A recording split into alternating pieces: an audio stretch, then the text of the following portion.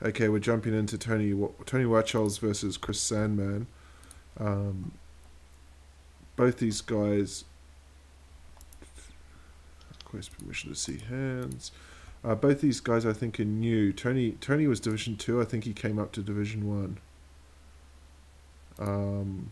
Yeah, that banner's working really nicely. We've got a new banner now from Nathan Blewett. It just covers the cards. So I'm joined by Oliver King. Welcome, Oliver. Hey everybody. Yeah, so we can see the hands, but those watching the stream cannot see the hands. Okay, let me just move this over a little touch. Just there, yep. Yeah, it looks quite good actually, watching on the stream. So this is your deck, red deck wins, I think it's called these days. Red versus either blue-black control or maybe Esper, maybe Grixis, we'll see.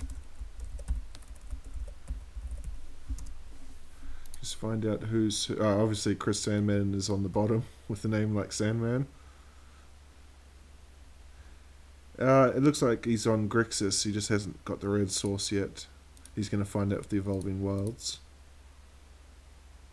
What's with this, because you play this deck, I'm starting to see Invigorated Rampage more and more. Yeah, I think if people just aren't aware of it, it's just a surprise, you're dead.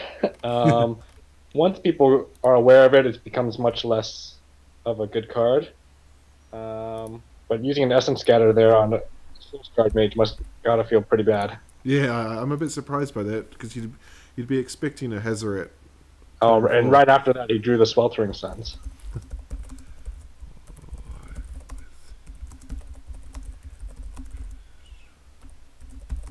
Okay, we got two Hazarets in hand here.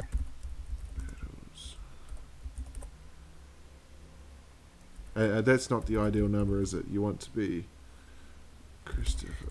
This is a very risky Invigorated Rampage. If there's any removal spell and he gets 2 for 1 here. Let's see.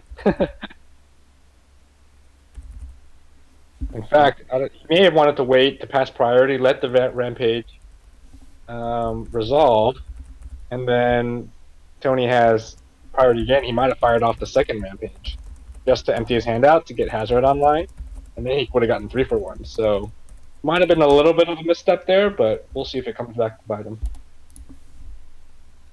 What's going on? I'm trying, thanks to Nathan Blewett, face to face. Now we got the triple Hazoret special here. Yeah, we're just looking at Chris's hand. He can answer the first, but he's not going to have the answer for the second. Hour of Devastation he has in hand, but that's still 2 turns away, and a red source.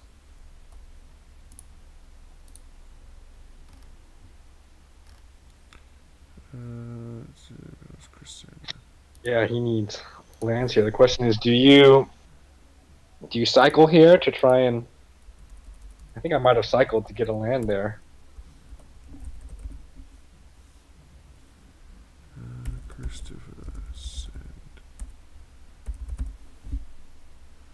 I'm having trouble tagging Chris Sandman, so I'm not going to muck around with it anymore. Haven't been watching the game, so apologies to Chris, but he can tag himself in the comments. Just get the stream. We've got some people watching already. Get the stream chat going. Yeah, see, he cycles here. I guess he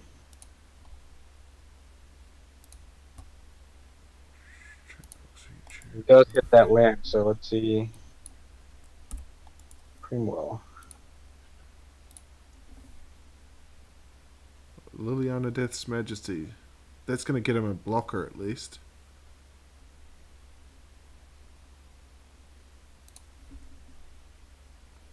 Yeah, they'll get a blocker, but let's see if Tony can cast the Invigorated Rampage and see out his hand so that he can attack.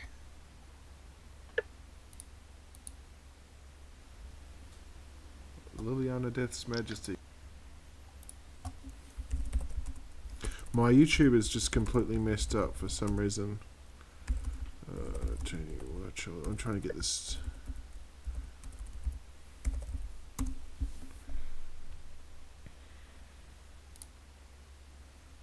How's it going, guys? We're just triple chat now with Nathan Blewett. Welcome, Nathan. Was this game one? This is game 1 of Standard, yes. So Nathan Blewett, Oliver King, and Matthew Tones commentating. And your banner is just running nicely there.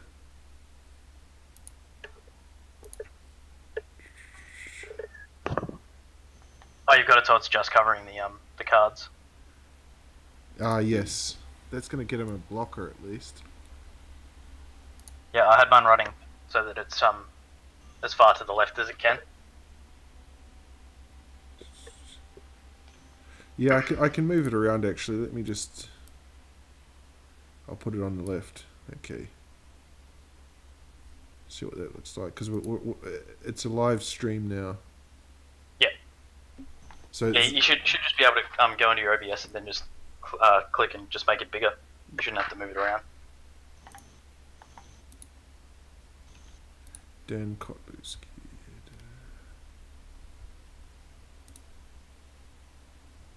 So he's just lightning striking his face, trying to go after Liliana here, or just trying to burn him out. I think face is probably the right way to go because he's sitting on the Hazarets there, so it's not really like the indestructible is not really going to go away after the ultimate from Liliana. I change this to So Grixis. maybe he's just trying to rely on burn the face, try and attack with Hazaret, and trample over with invigorated rampage. Yeah, because he's up to 7 life now, so he's out of range of his own Hour of Devastation. He's still looking for that second black source. Plenty of chump blockers there. And a Gear Hulk. So He doesn't want to commit too much to this board because that Liliana can just ultimate and kill everything that isn't indestructible.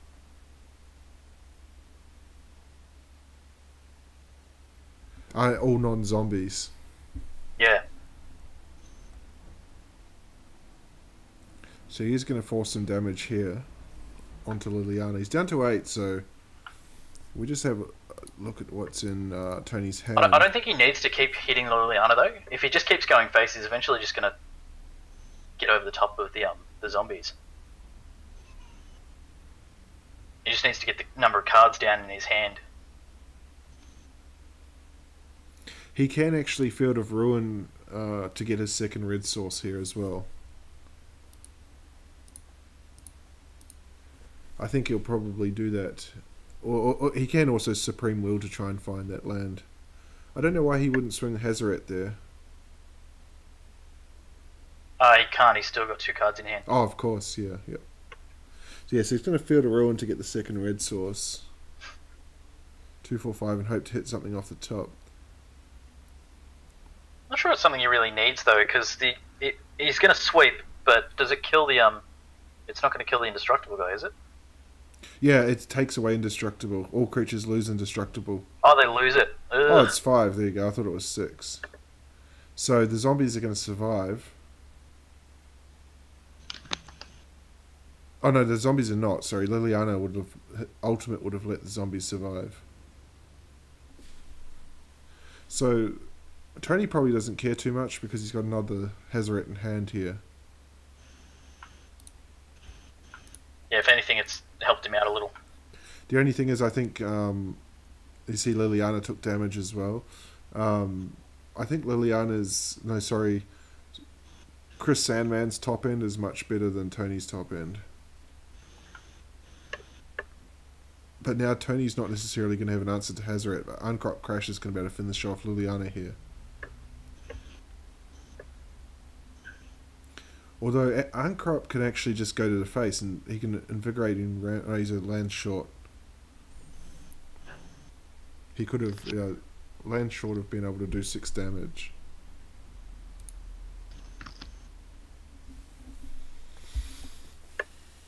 He's just continuing to ignore Liliana here.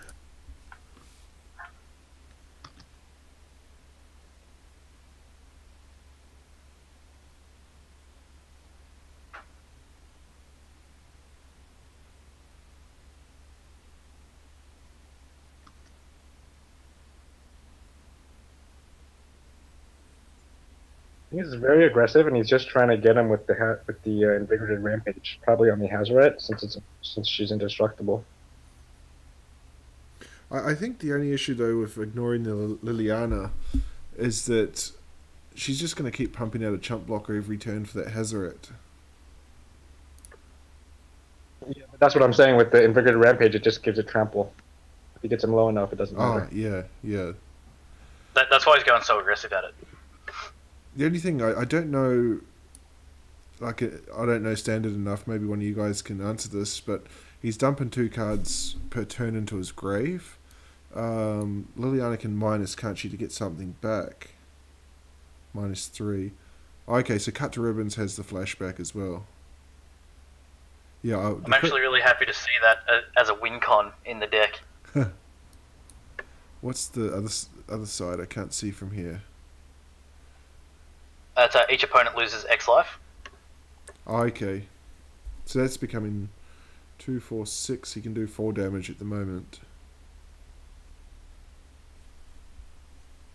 Because with the control matchups usually lasting so long. What does he fire off here? Lightning Strike or Hazoret?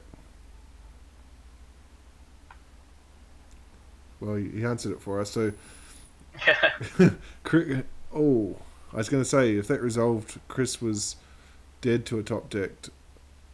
Many things. I think it was the right play playing the Lightning Strike anyway, because if he had tried to play the Hazoret in his hand, it would have just meant a counter as well. So I think he's thought about that and just baited the counter. Well, the other option here, though, for the counter is that Chris has got a Torrential Gearhulk in the grave. He can minus Liliana to get the Gearhulk and then use Vraska's Contempt from the Gearhulk trigger on Hazoret. Mm.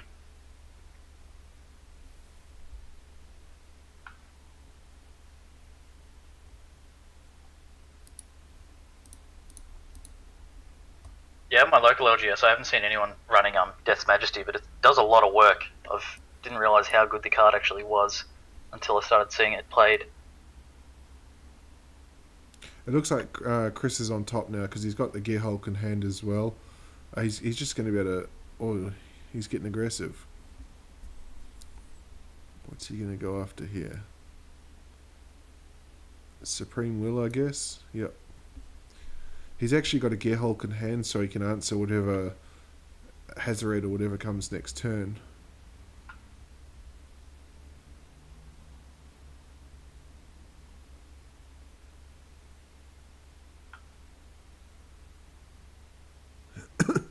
And another Gearhulk. So it looks like Chris Sandman is going to take game 1. His hand stocked.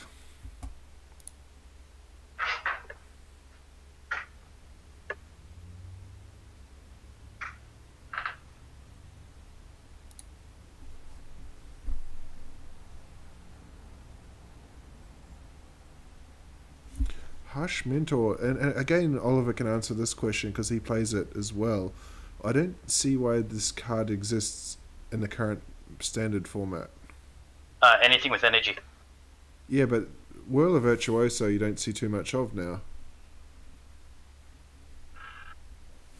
Wheel of Virtuoso is not the only energy thing that gets played a lot. You'll have the what's his name? The black 2-drop Ah, yeah. that draws cards. Is it a really common pick for Glint Sleeve Siphoner. Yeah. Yeah, Glint Sleeve. Yep. I'm not. Does it hit Siphoner? Because I thought Siphoner is a triggered ability, not a activated ability. Yeah, that's true. Yeah, so it's not going to hit Siphoner. So But you know, there's just random things like people playing Treasure Map. There's also just like not that many good 2-drops, so it's kind of like, I guess this will work for now. yeah. So Oliver, when you're constructing your deck, are you quite wary then of the curve that you're playing, like the need to have certain numbers that say 1, 2, and 3? I'm gonna be just honest, and I'm more of a net deck kind of guy, so I'm just go like on SCG and see what won last week and just play that deck.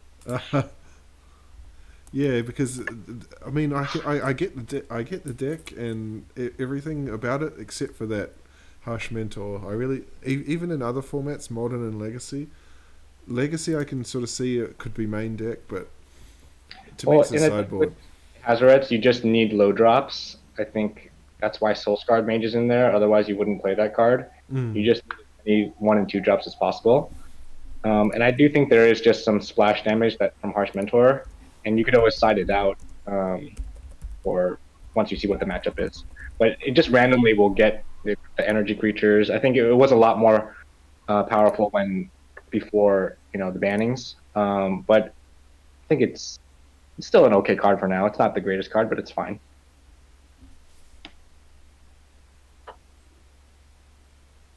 And you can see we're looking at Chris's deck here. Chandra's Defeat. We're starting to see a lot more of that. Yeah, really good sideboard card for mono red, as well as some other, maybe some Grixis decks might have some red cards. Some of the Grixis decks play Chandra as well. Yeah, it's a good answer for Chandra, but it doesn't hit. And also the flyer, the dragon, I forget its name.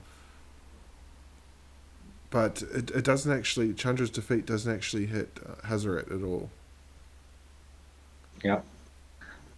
There was somebody, I mean, we've watched a lot of matches over the last week or so. I think Nathan had joined me at that stage. Somebody had 4 of the Chandra's Defeat in their sideboard. Yeah, and they put them all in. yeah. And they drew them all. That's how we knew there was 4. That was quite a surprise. Tony deciding to go with the Kenra rather than the Harsh Mentor. I usually would play the Harsh Mentor first just because of the haste on the Earthshaker Kenra. So interesting to go with the Kenra first. So he's got another haste creature here. Chris has got a braid if he wants to use it. He does. Later on, if we can get some feedback from those that watch the video as well, because we're testing out this banner for the first time. It'd be interesting to hear what people think about it. I'm just getting triggered by it not lining up. Let me see if I can just... If you just go to the bottom right-hand side of that box and just drag it down so it just matches up nicely, then I'd stop being so angry at myself about it. How does that look now? I'm looking at a delay on the stream, so I'm not sure what it's going to be. I didn't drag it fully across because we still want to see the stack and see what's going on the stack. No, yeah, you can see the stack, but when the picture I did, I just lined it up right along the edge of there. And so the box goes the whole way to the bottom box as well. Yeah, there does appear to be some. Oh, here we go. That's better. Yeah, it looks like there's about a 30-second delay on the stream. Yep.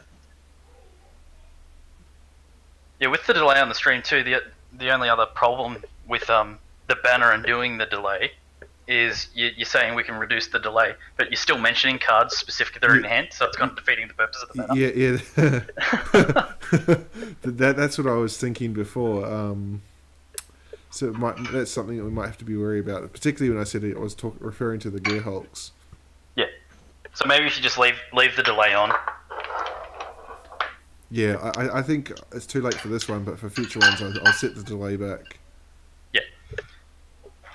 Even with the 3-minute delay, if they're especially in control matchups, say, where they're sitting on the same card for the whole game, if someone goes in and they go, "Oh, I haven't seen that card yet," it's still going to be in their hand. So, yeah, I don't know. Yeah, no, it's just a gentleman's thing not to be a dickhead and jump in the YouTube. I would be amazed if anybody in our leagues actually did that, but better to just cover the bases, I guess. Yeah. As we just see now, there's a bit of a different game, this one, compared to the last one.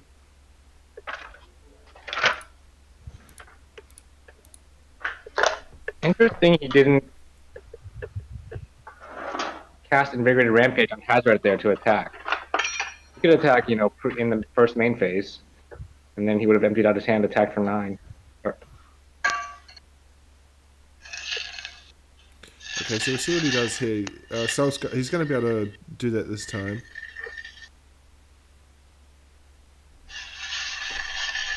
we just look at.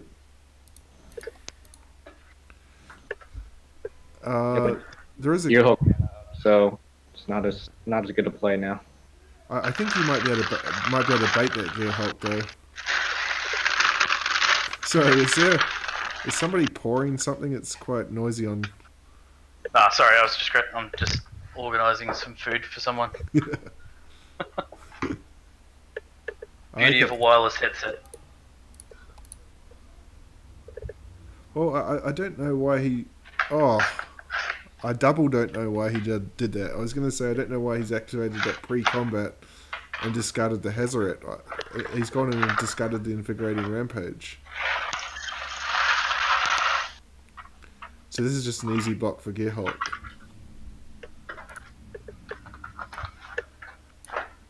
And I'm guessing, is it Chandra's defeat on the Soulscar Mage? Okay, he's going to go Supreme Will. That was just a really ugly sequence from Tony. Well, if he actually cast it, it would have gotten countered possibly, so at least he got 2 damage in, maybe?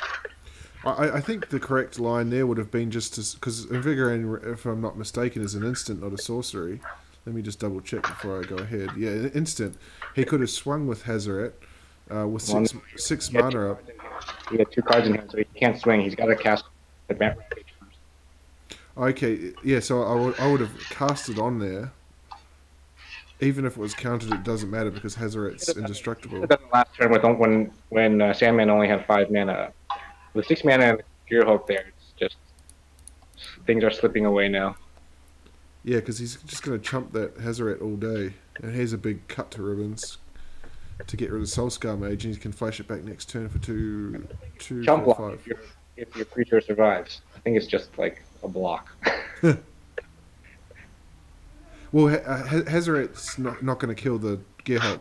See, Gearhulk's just going to sit there all day and block Hazoret. Called it a chump block. It's not really a chump block. Yeah, that's correct. Yeah, he's not a chump in this case. Yeah, exactly. Just stands there and goes no. Yeah.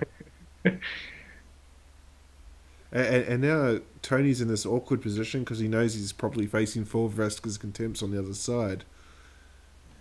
It could be a bit itchy to fire that Hazoret activation. I don't think he wants to though. Turn like 7 or 8, and the non-red player is still at 15 life. This is usually not a good place to be for a red player.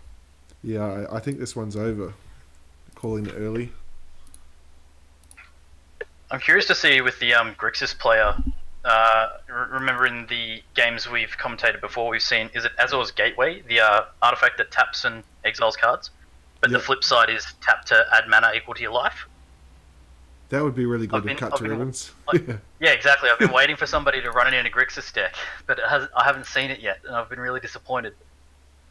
I've seen it at OGS. The guy actually won a modern F&M. Yep.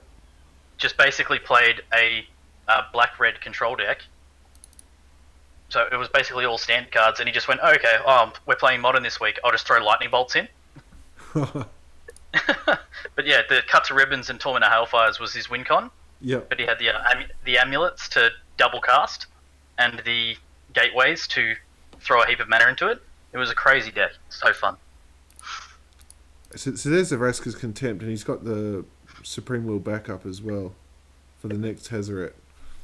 I'm just bringing up... Sorry, go ahead.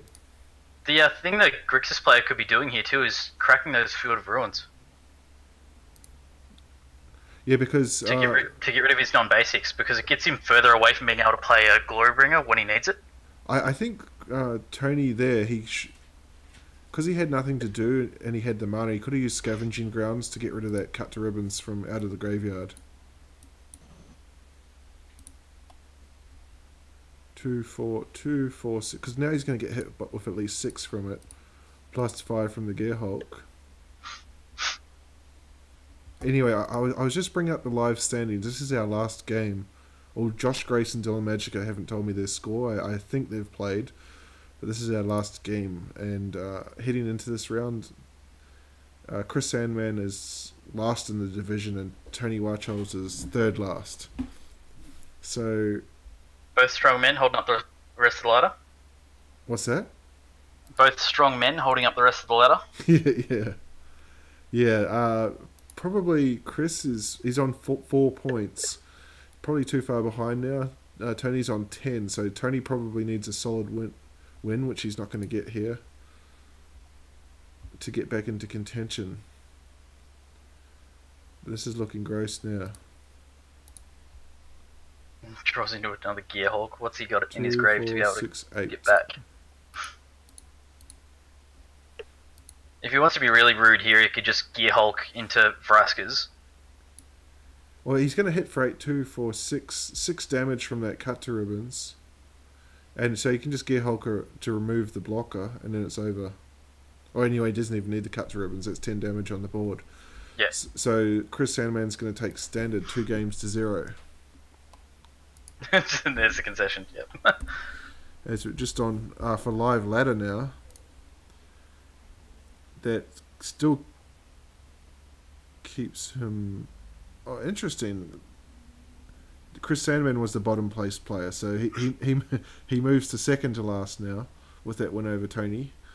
And what's the interesting stat I'm looking at is we've got Modern and Legacy coming up. Chris is yet to pick up a point in either format. Oh. His score sheet reads 8-0-0. Tony's got 1 Modern win and he's picked up a point in Legacy. Yep. So these two are not mucking around, luckily. I don't like. That's the sort of match I like. Straight into Modern.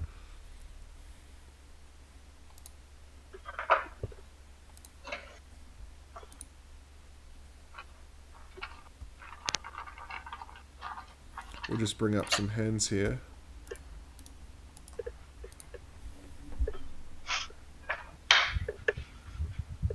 What's the standings looking like for the Euro Division, or is there still a lot of games to be played for them? Let me have a look. I'll bring up the Euro. 1 game left to go, which features Colron and Felipe. Colron is a serial late game player. He has matches outstanding every single year. Felix is on top, 26 points. New player Paxson is second on 22. And you, Nathan Blewett, third on 19. And then it's David. Oh, really? Yeah, so you're 7 points off Felix. David's on 17, Razvan's on 16. And to think, if I hadn't have been such an idiot in Modern and read my cards, I could be sitting in second. Yeah, you would be 3 points off Felix if you hadn't punted Modern. Actually, speak of the devil, this week you're playing Colron, so that could be interesting. Which one was Coron, sorry? Colron is the one that's behind on a number of games. He always disappears and is slow to catch up. So it looks like we've got Black-White Eldrazi on one side. That's Christopher Sandman, and Tony Wacholz is playing the 5-color human deck.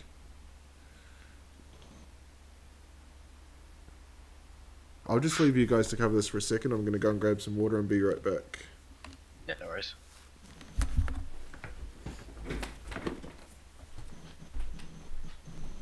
So were you happy with your thumbnail image, Oliver? Yeah. Yeah, all come up good? It's a fun thing they're doing.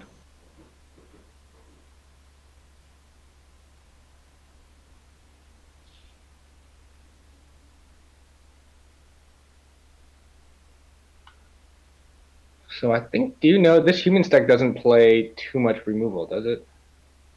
It plays a lot of creatures that are anti... like you'll have the freebooters. There's usually like meddling mages, and there's cards that do stuff, but not a whole lot of actual removal. So it's a lot of hand hate and card hate, but not so much removal. Yeah. So I see Tony trying to dig for a land there. He has no black source yet. And the second Thalia in hand is Guardian of Favorment. It is a dead card for now. So let's see what Chris can do.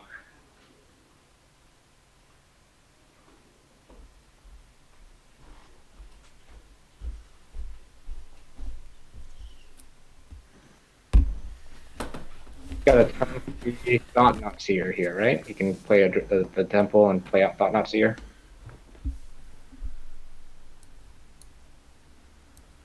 Okay, I've just come back. So who do Yeah, you I'd say like? Thought-Knot's. Sorry, I'd say Thought-Knot's definitely the way to go. I got a message. Nathan left. Is that correct? I've just got to get out of it. It's bugging again. I Oh. really don't know why it keeps doing it. Looks It like looks so funny too, because it's just random bits of the screen start appearing in different spots. Yeah, you could see it on the recording the other day as well, for my match. Yeah. It looks like. So that's very cool. He takes the card that was exiled with the Tide Hollow Yep. with the Wasteland Strangler. That's really cool. Looks like the Tony's just struggling to hit land drops here.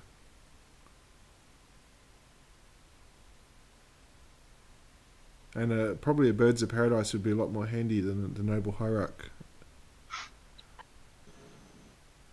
That bird ain't no human though. Yeah, I'm not sure. I'm not sure humans run birds, does it? I don't think so, no. He's not going to get any... Actually, he can get Sorin with that kite sail. Yeah, I was playtesting the other day with Chris.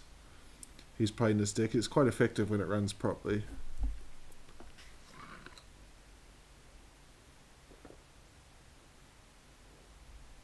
Playing into 5 colours though, it's always going to be hard. There's an increasing chance of it being harder and harder to actually get you the lands you need.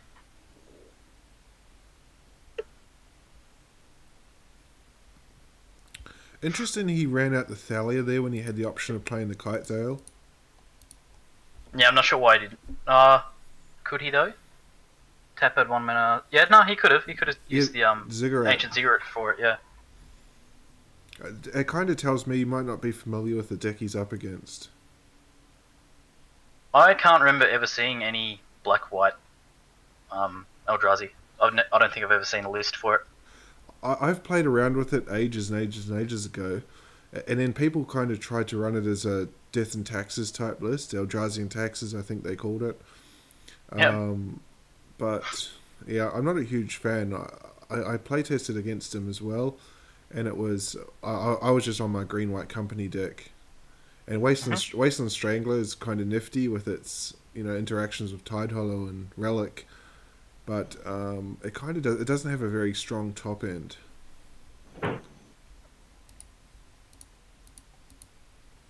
I think we're seeing here the advantages of the humans player not getting the early land drops, and particularly no what's the card, Ether Vial. But if he doesn't run out the Kite Sail here, then I think this one's over.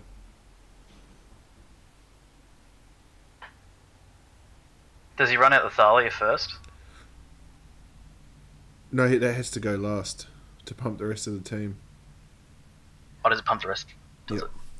One option he can do if he wants to tidy the board up a little bit is cast Phantasmal Image and copy a Wasteland Strangler to kill the other Wasteland Strangler. He's going to run the Thalia first. I'm not sure why. Unless he's going to copy the Thalia.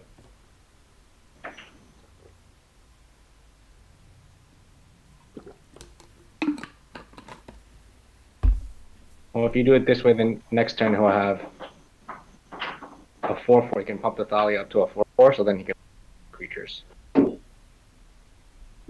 But he might not have time, because if he swings out next turn, that's 8 damage coming, and he'd have to trade off Thalia with a Strangler probably. And there's more damage coming here because Sorin's going to pump all those creatures +1. But I think this line of play is inconsistent because he had the choice earlier to play a creature and he chose to play Thalia instead. The Guardian of Thraben. I think that's what it's called. Yeah, he chose to play Guardian of Thraben, which seems to suggest he was concerned with non-creature spells. So if that was the case, then you'd imagine he would play the Kite Sail Freebird out earlier rather than later.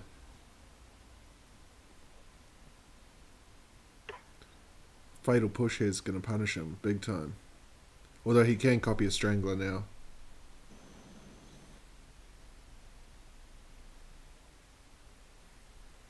Yeah, if he doesn't target the Strangler, then it's going to be... No, that was the one he needed. Unfortunately, because of the play earlier, he couldn't target the Tidehollow Scholar.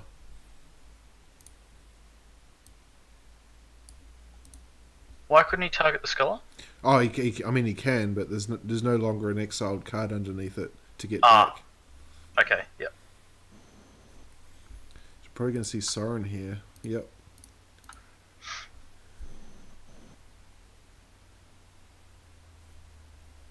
And now those kite sails are going to do nothing. He doesn't even... He's not even really forced into an attack. He could probably swing the Sculler here. But Sorin's 2 turns away from an ultimate. He could just sit back and play out for the ultimate. That lifelink's putting him further and further away, though. 18-8. Yeah.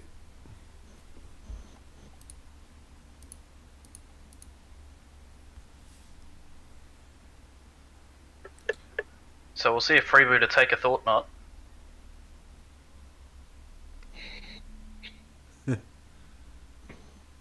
Too heavy. Can't pick him up.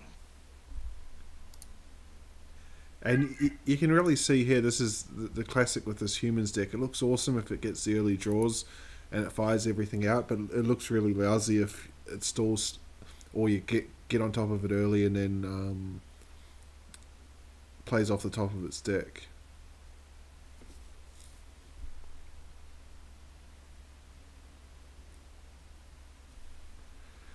Although the kite sails are going to prevent him from ultimating Sorin. Thought Knot's got no targets to hit here either. So both players kind of playing off the top of the decks now. And that off the top of the deck is much better than anything on the human side. 6 power lifelink coming across. Trample. Yeah, so no good blocks on the human side.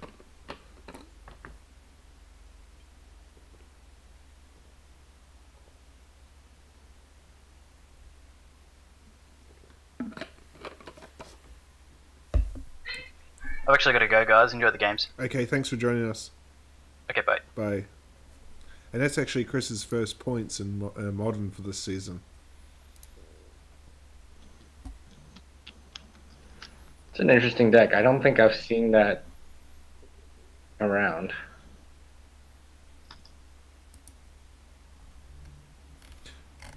What deck are you playing at the moment in Modern?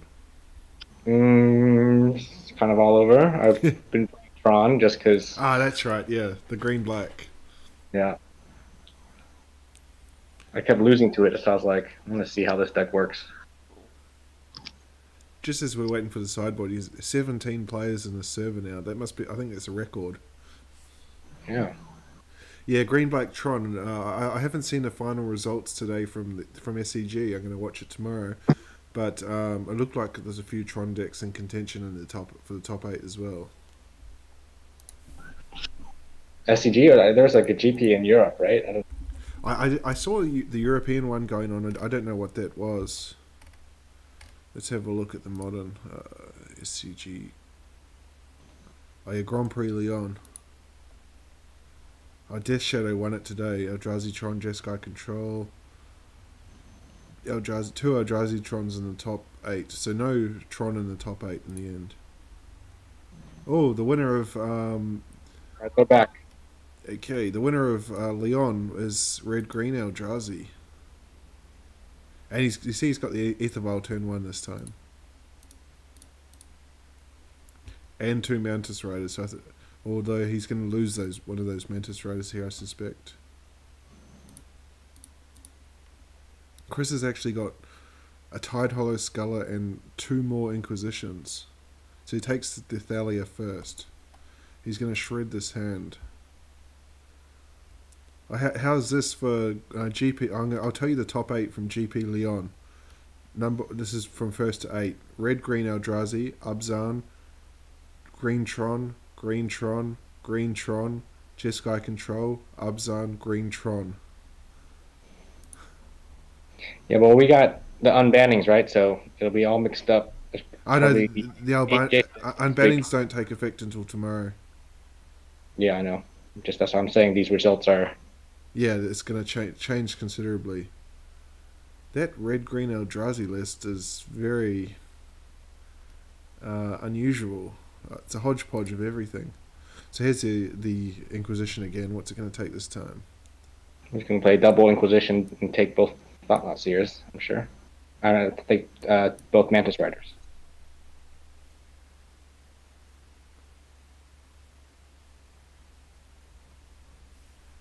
Yeah, and he's got the... So he's left with a Thalia and a Phantasmal Image. He's not going to be able to get either of them now because Aethervile's going to be able to swing the other one in, copy the Thalia's Lieutenant. He might be tempted to do it now anyway, just to push 2 more points of damage. Well, just 1 more point, right? It'll double itself and get the trigger from the other one. Oh, really? Yep, so it's a 4/4.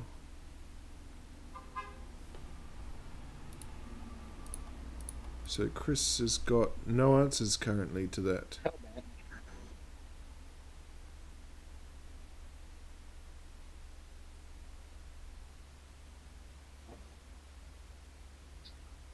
Well, I don't know why you'd play that card now because it costs you 2. You take pain twice and there's nothing to actually get from it.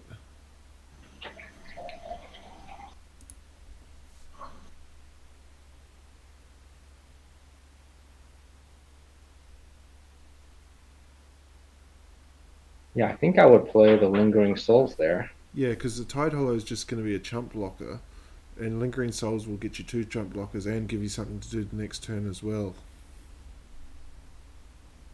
I suspect he's eyeing up Lingering Souls into Sorin, but I don't think he's going to get the chance to do that.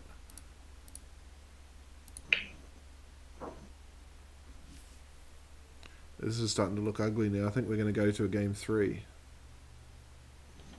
What's that? 8, 10 damage. Yeah, there's not unless he's got Damnation. Oh, he can't even Wrath of God or Damnation or something. Or not even Damnation will save him because he'll have to take 1 to get the black, and then he'll die. So this one's going to game 3.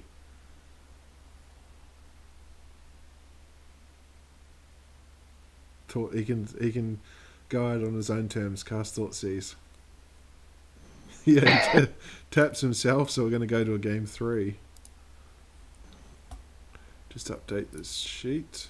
2 games were just so different between the from the Humans deck. First game just completely sputtered out mana issues, and the second game he had 3 Inquisitions, taken 3 threats, and he just still got completely run over. Yeah, it's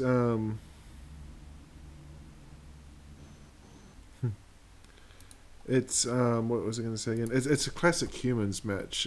That's how it goes. So you see in the decks that have early removal and can generally get on top of it. We saw a classic the other day. I can't remember who was playing. I think it was actually Felix. He was beaten, where the same thing happened, but his opponent just had the Snapcasters and could just snap back.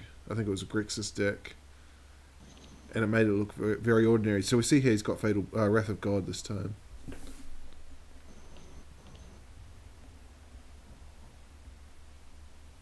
But he doesn't have any hand disruption. He's got a Fatal Pusher. I think you keep this hand, don't you? I think so. The Human deck can't really... I don't think it can really play around Wrath of God that well. I think you just gotta be aggressive. The only issue he might have with Wrath of God is a Kite Sail Freebooter to interrupt it. That's right. But none in hand yet. He's got a Fatal Push to answer it anyway. But Wrath of God into Reality Smash looks pretty good here. I'll cancel that. It'll be a turn 5. He might be tempted to fire a Fatal Push here. Yeah.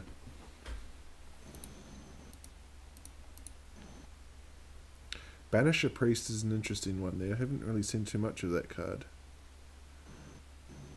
I believe the Kaladesh Fairgrounds Warden is just a better card. So that's why we don't see Banisher Priest anymore.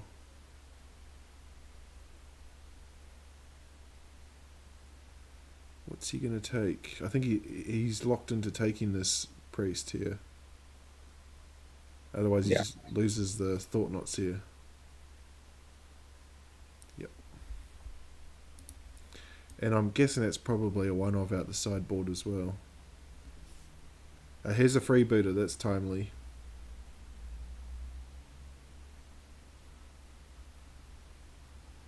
You can actually hold off this freebooter until the draw step and then play it.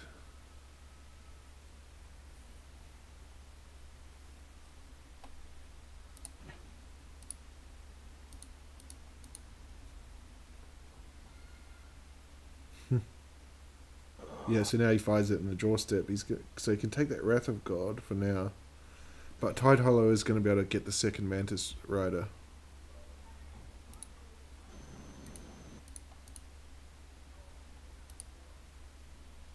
And that's going to leave him without a hand against a Reality Smasher next turn. I mean, is there any consideration to just playing Reality Smasher and attack both? I think if he does that, though, it's certainly something you could consider, but then he's got no targets. Tide Hollow is just a 2/2 coming down. And I think he'd be thinking about things like Reflector Mage.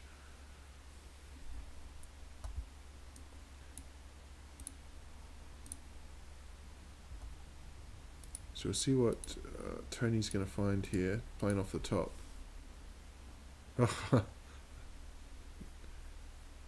And the good thing of this Mantis Rider is that he can punch in for 6, and then if he needs to, he can just hold it back hold them because they got vigilance. They can block as well. So if the reality smash is going to come down, he can put 2 in front of the smasher, and he's only going to lose 1 to get the smasher.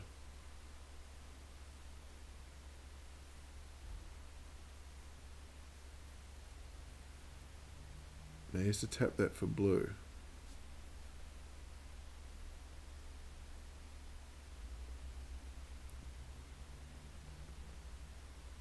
They attack with the freebooter here. Attack for 7. Yeah, knock Chris to 10. So it's a 2-turn clock.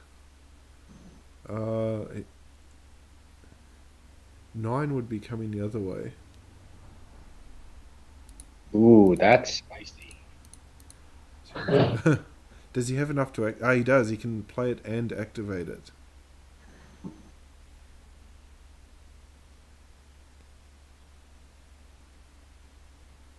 Well, this is interesting. How do you play this one? I think I play the Displacer and then attack with the Thought-Knot Seer. Oh, he's gone the other way. Yeah, I like your line, and then get a hit for 4. And then if he wants to double block, which I don't think he will, you could have just bounced one of them. So this is just a straight up 1-for-1 trade. Now, if I'm Tony, I'm jumping in front of that Thought-Knot Seer, I think, to get the card draw. Although this might be your only chance to get the Reality Smasher off the board. I mean, if you don't block, you take 9, you go to 7, you hit back for 7. I think you can actually afford to just not block here. Hit back for 7. Opponent at 3.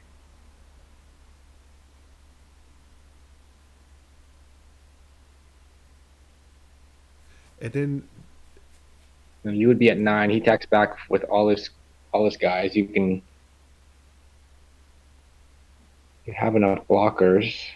But you have to spend 3 to play the Displacer and activate 1. So I think he's safe. I think Tony's got this one. I think it's pretty close. He's got another Mantis Rider in hand here. Okay, so good thing he took up the Aether Vial. That's lucky. So that's game. Yeah, that's lethal on board. You know? So Tony's going to take Modern 2-1. That was a pretty entertaining contest, actually. So we will just have a look at the standings now. Live standings. Tony took that one, didn't he? So 2-1. So after he failed to pick up a point in Standard, he's now got his Modern win. It means Chris is stranded on a solitary point, so that puts Tony ahead of Chris. Up to 14 points as we move into Standard. There's a 5-point gap, so Tony's going to finish ahead of Chris regardless. But No, I don't look at the standings till like a game before the end of the season. well, it's kind of interesting because this is week 3, so the week coming up now that we're about to start is kind of the hump week. Once you're through this week, you're over halfway, and I think if you're not in touch by week 4, then you don't have a chance.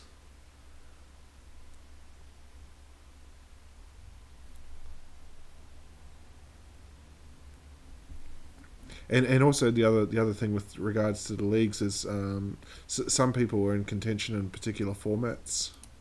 They might be struggling in other overall, but doing well in one particular format. Unfortunately, that's not the case for either of these guys in Legacy, where... Right, so it looks like we got lands. Oh god, I hope this is not a long match.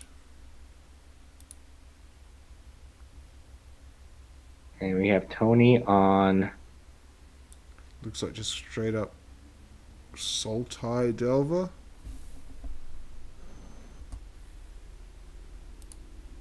Yep.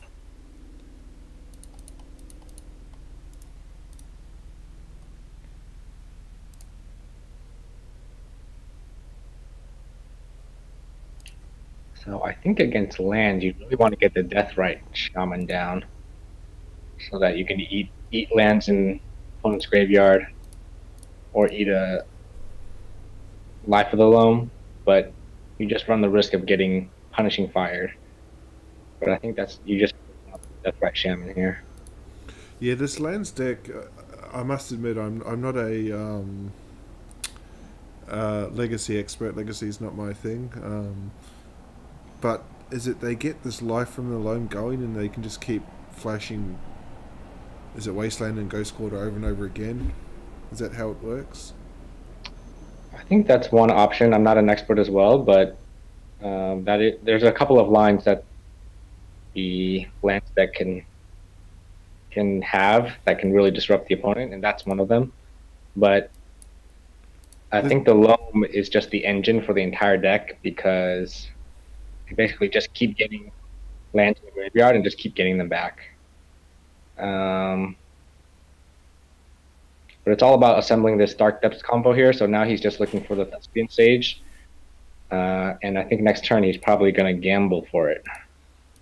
Yeah, and you can see here, Tony, the thing of Ghost Quarter is it can actually target any land, whereas Wasteland cannot. Wasteland's a non-basic. So Ghost Quarter is actually better in this instance. But because Deathrite, I think, is going to have to get rid of this Life from the Loam right now. That's what he's going to do.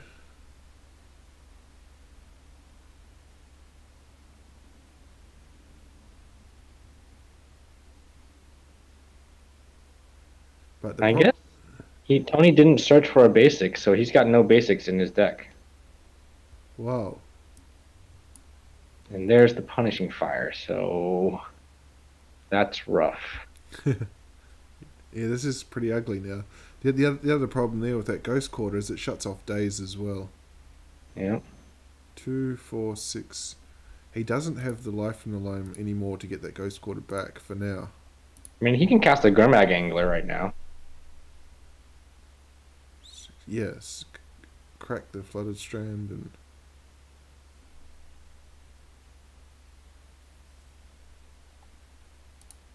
And he's just got to fade the Gamble and fade the fade a Thespian Stage for 4 turns.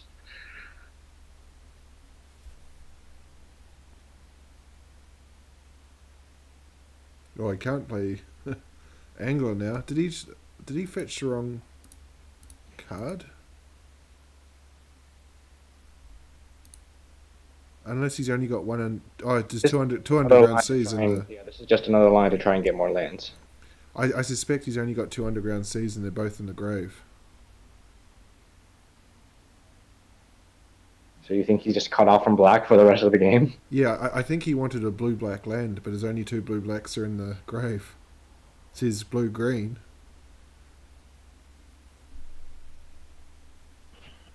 I suspect he'd probably have a basic swamp, but I doubt he's even got a Badlands, a black-red. This looks like, obviously this is a 4-color, not Sultai. So here we go. Here's the gamble to see if he wins. And then Tony will have 2 turns.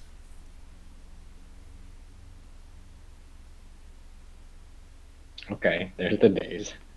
But he can still just pay a mana.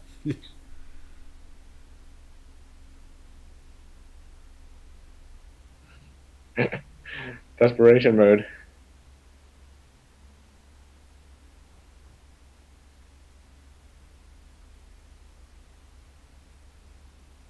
So, I guess he lost. What did he get with the gamble? What's sitting in his grave? The life of the loam. I gambled for life from the loam. So he's still taking the controlling route there. Punishing Fire is going to take down that death right.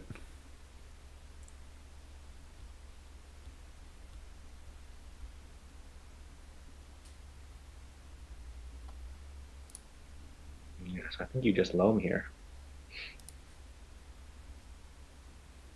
Yeah, it's get that ghost quarter's just looking, and there's a wasteland sitting in there as well.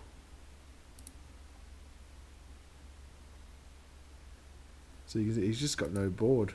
Looking at his hand, he does have a volcanic island in hand.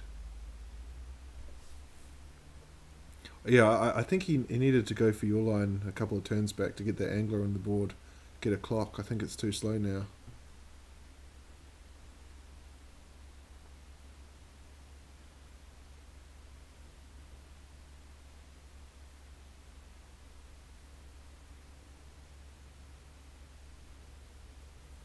And I probably would have brainstormed before I played my land out. Mm-hmm. Because now he's kind of stuck. He could have played that Flooded Strand and got rid of some of these cards.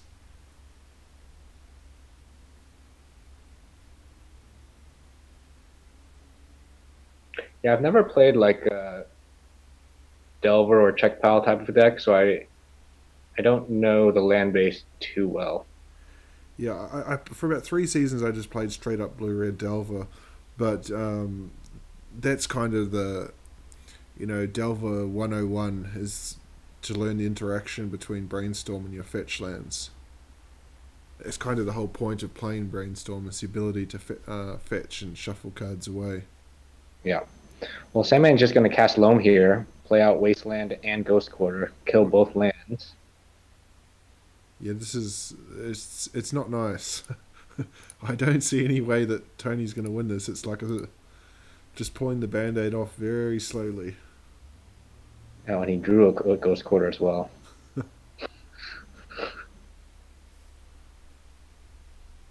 Well, the Ghost Quarter, although when it does hit, it's good. Actually, no, he Ghost Quartered before and he never fetched for a land, so he doesn't even have a basic swamp.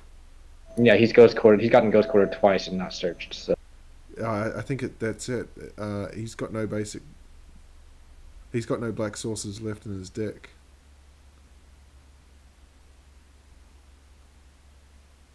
Wasteland. Yeah, I wonder how long this is going to go. Tony's going to let this go on for. Let me have a look at their records just to get an idea here. Let's see if he can play a black source and cast the Gurmag here. Nope. No concession. So, how would you be sideboarding if you're Tony for this one? I don't know the deck, so I don't know the sideboards. But I think when I'm playing elves and I play against lands, I bring in like a couple of surgical extractions. I think against elves at least, if you can surgical the Punishing Fire or a Loam, you're in decent shape. He probably isn't playing any like Blood Moons given all his dual lands. Yeah. I actually, because I play Reanimator these days, and so I kind of look at these decks from the sideboard and graveyard perspective, and I suspect that Tony might be leaning pretty heavily on those Deathrite Shamans for his graveyard interaction. He would probably have 2 surgical extractions in the sideboard, mainly for the Reanimator matchup, but as you say, he can certainly bring them in here.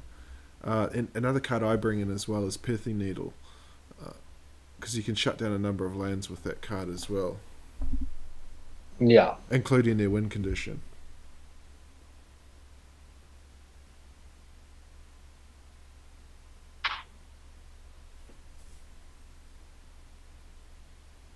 But the problem sort of for Tony's deck, these Delver decks, is that they tend to play cards like 4 Force of Wills and possibly 4 Dazes, that's 8 useless cards against this deck. You can hit something like the Gamble, but you really need to be going after the graveyard, I think. So I think Tony's just going to be hoping he's got enough cards to side out. Yeah, what other graveyard hate cards do these Delver decks play? Generally, it's because they've already got 4 Deathrite Shamans. It'll be surgical extraction is the flavor of the month, and this kind of does my head in as a Reanimator player, because we have to split our sideboard options between Artifact Hate and Enchantment Hate, because sometimes it's Leylines, sometimes it's Tormod's Crypt or something like that. So if you get it wrong and you bring in artifacts and then they've got removal or surgicals, then your cards are useless. So I tend to study these decks quite a fair bit from that angle, and surgical seems to be the card of choice these days.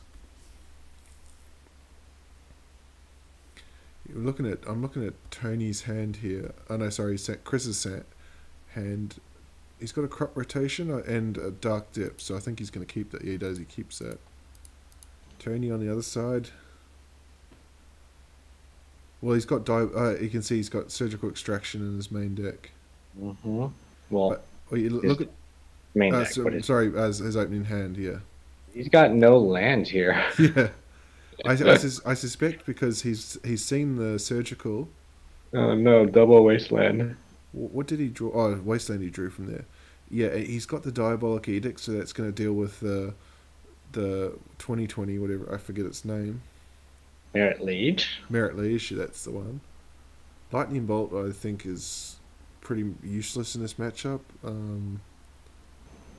I would have probably... the fact that that's still there probably suggests he didn't have a lot of sideboard cards to bring in.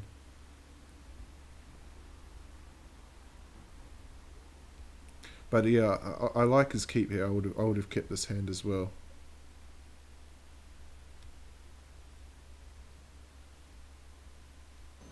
There's Ghost Quarter. He's not mucking around. That Wasteland was not really wanted anyway. I don't know that... actually, you can see the Dark Depths is in the grave. I wonder if he just straight up goes for the surgical on it right now. He's not going to. He could just surgical the Dark Depths and that's the win con gone. I don't know how the land stick wins without it. Yeah, he's going to do it now. He'll go for like the other way is just to like Punishing Fire your opponent to do. It takes a while. And that is one way. So he's hit it.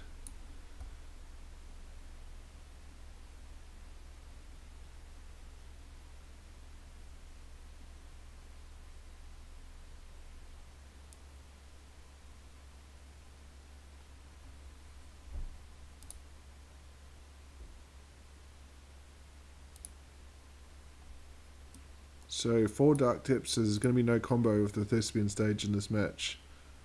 And he's found a polluted Delta, so he can get his blue-black source and play Delver.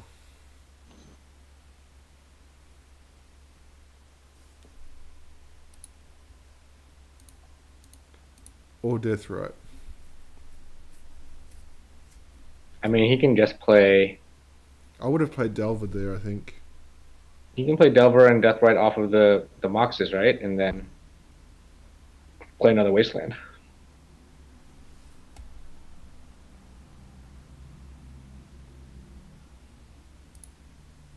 Well, Chris has got the Moxes at the top. He's got Life from the Loam now. So he's going to get Ghost Quarter back. Oh, I see. So I think surely he would have... Tony would have played that card, the Underground Seas, knowing it wasn't going to stick around for very long. But... And the other issue here is that he's going to have to... He can't even use Deathrite. Oh, he can exile his own land cards to get mana. Draw back to back.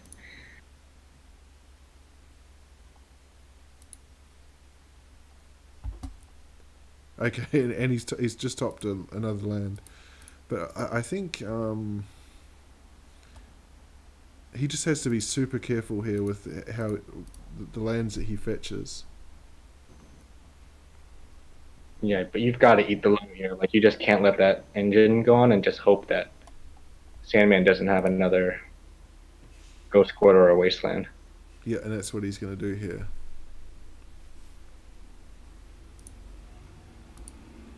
So just checking.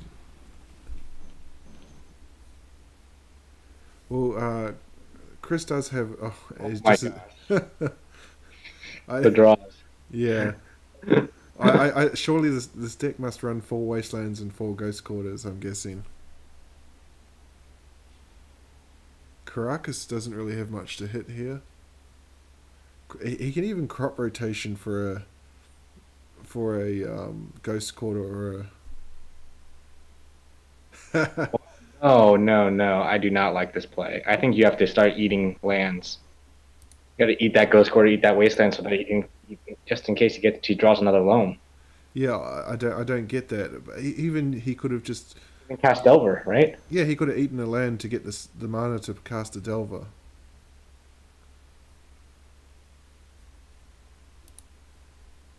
I mean, Thorn of the Amethyst is going to come down now, and it's lights out for his any spell other than Delver.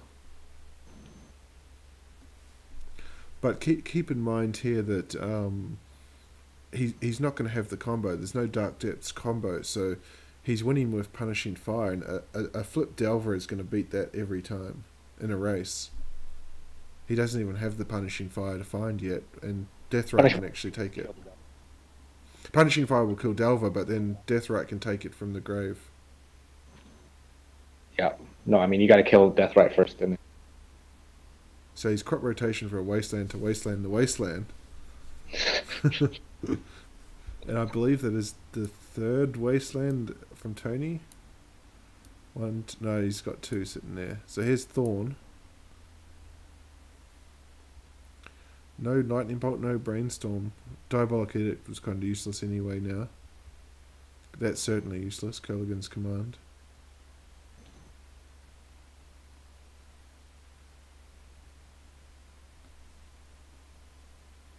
So now he's targeting the Wasteland.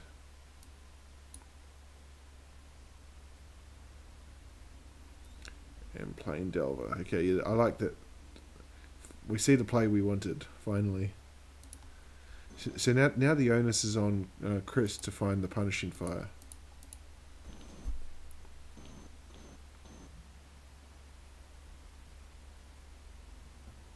Well, there's half of it.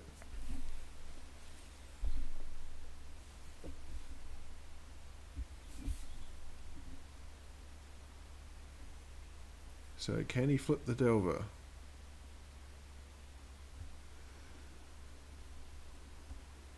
No.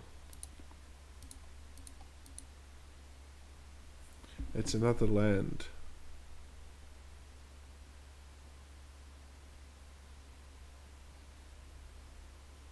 I think you just play the land here. Just play the land and don't crack the fetch. Then if he can find another one, he can Kerrigan's Command. Well, it costs 4, right? So I think what I would 4, yeah. brainstorm on like my upkeep to guarantee a Delver flip and just pressure.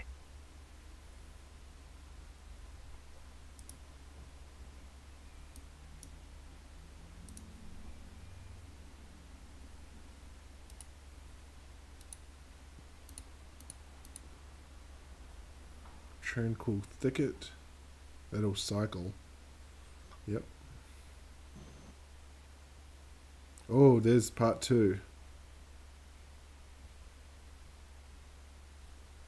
And he's going to go after the Deathrite Shaman. So now pressure's back on Tony.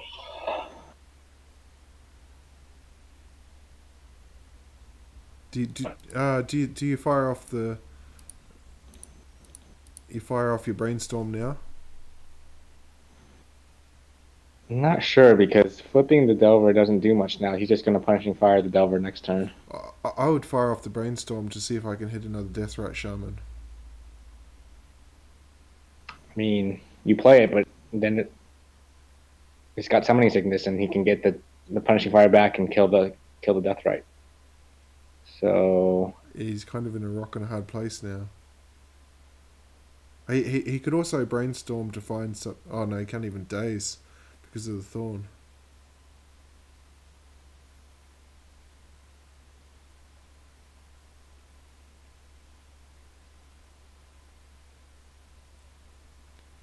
Yeah, thorn is a real nuisance. Brutal.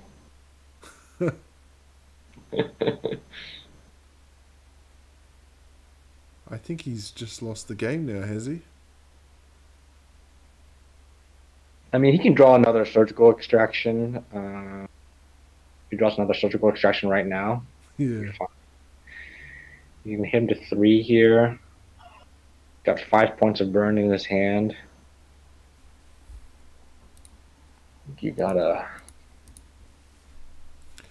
Chris is playing off the top of his deck besides the Punishing Fire.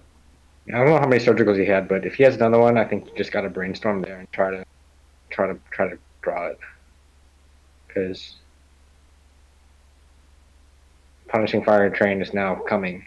No threat's gonna stick.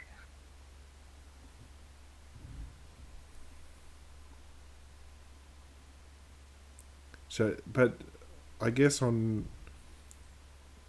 for his side though, it's a 14 turn clock. It's going to take. Well, it's more. Yeah, I guess it's 14. Yep. Because he's I don't believe he has anything else to draw into, so it's going to take 14 turns for one of these players to find something.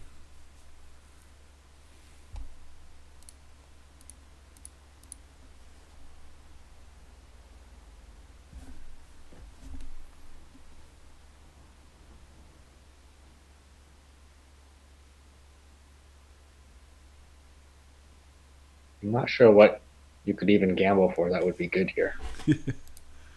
Another Wasteland.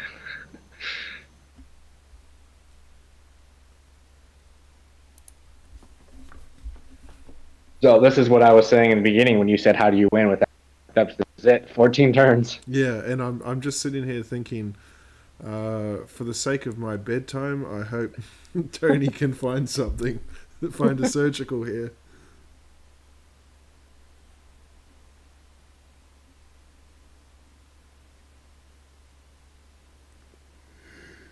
Ooh, that's an interesting card.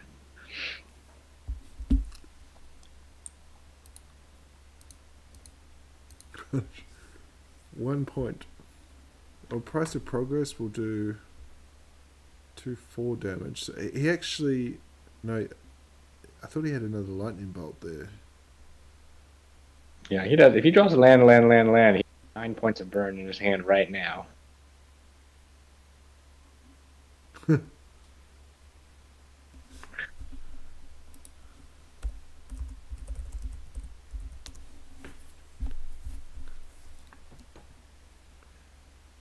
Yeah, if he can find... The other thing he could do here is gamble for a second Grove of the Burn Willows. Does he still got that gamble? Oh, this is just... Yeah. he can gamble for a second Grove of the Burn Willows and then hit him twice a turn, like on his turn and Tony's turn. I mean, there's no need to like speed up the clock. He's already got the Thorn, so you should just keep trying to get Wastelands. I don't think his top priority is getting you to bed. Yeah.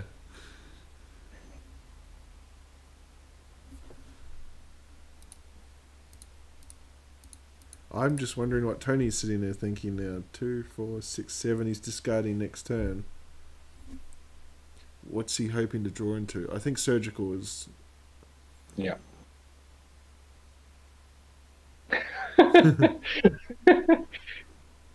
That's true. You can only blame yourself.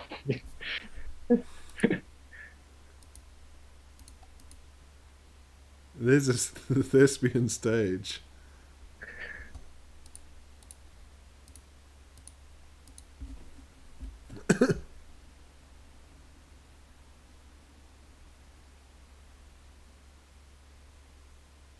So here we go. What's he going to draw here? Does he even have a... well, I mean, he could find a black source and... Let's just double check. Oh no, his 2 underground seas are sitting there in the grave. I'm trying to think. I don't think he would. He showed in the first game he doesn't have another black source after those 2 are gone. I mean, he could have had something in the sideboard, but probably not. Yeah, because I'm thinking Lotus Petals or... but this deck doesn't play them. Here's Exploration. Is he going to run it? No, he's not going to run that out. But, I mean, we joke around, but it does show you this deck is pretty effective.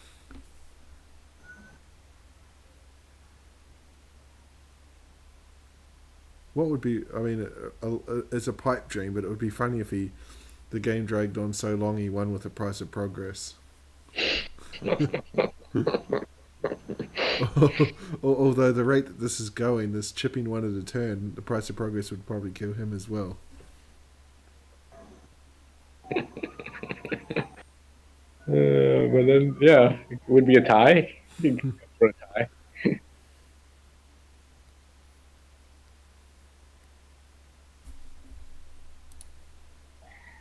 He might want a Thespian stage and copy the Grove, just so that if another Surgical does come, he can always like Grove in response, so that yeah, that's a good line.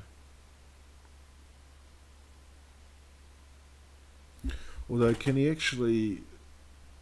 No, he's got to tap the Thespian stage to. Yes, he's got to do it now. He can't do it in response. Yeah.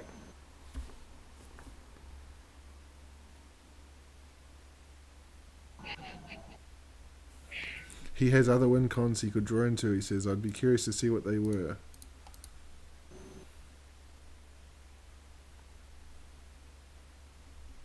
Yeah, Tony says, what other gonna call his bluff? Rage quit WinCon. Yeah.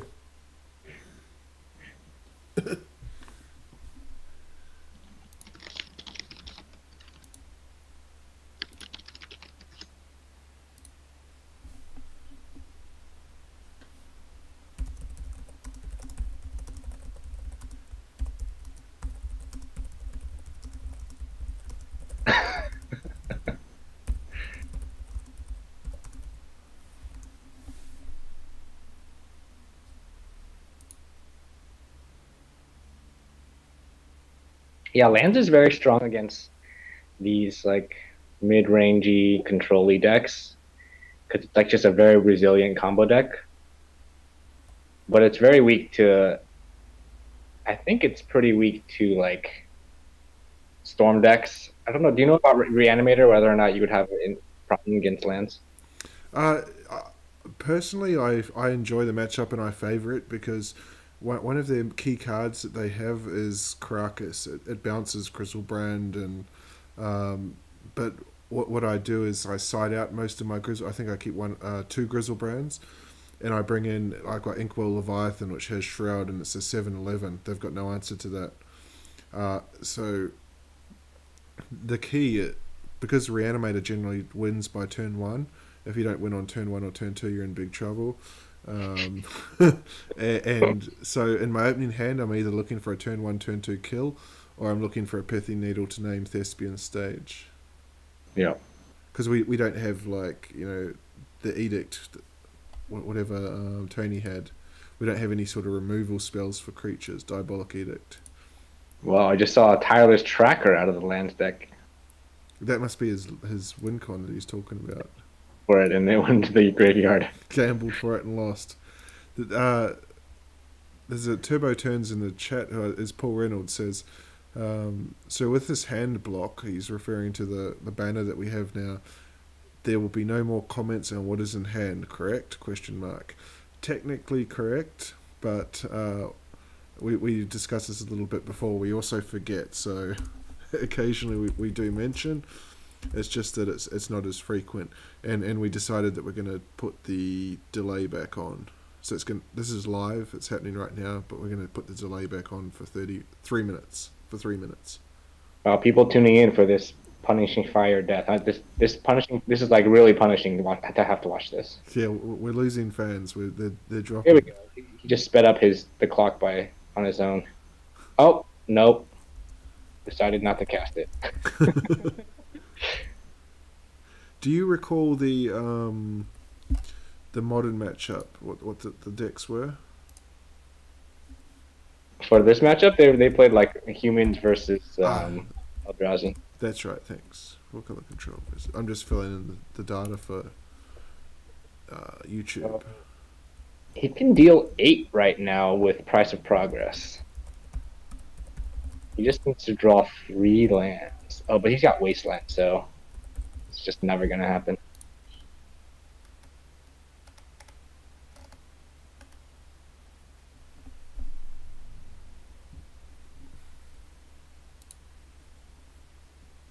Down to 5.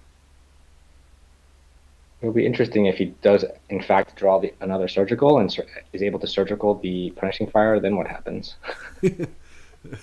Then Chris concedes, and we go to game 3, and they probably do this again. I don't know if he concedes though, because he can just keep Tony off of lands, Wastelands and Ghost Quarters. He does have less cards though, so he would deck out first.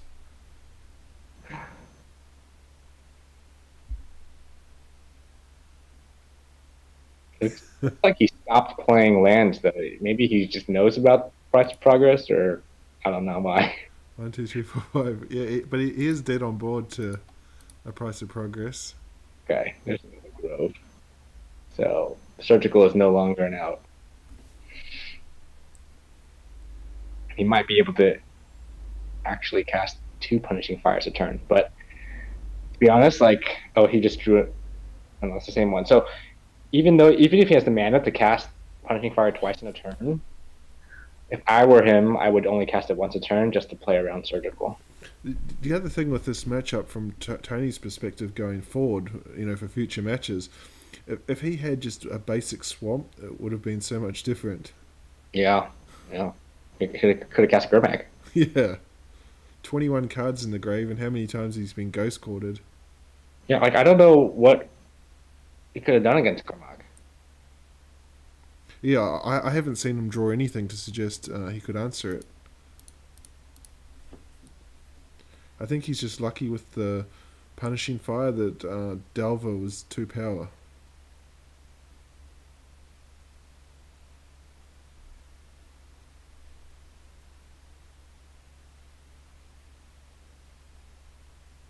All right, one more activation. Yep, Here we go. 2, and so he's going to take Legacy 2 games to 0. All right, good. We got there in the end. Okay, Oliver, thanks for joining me. No problem. Thanks a lot. And I will see you all later. The stream is finished. Thanks for watching. I'll see you tomorrow.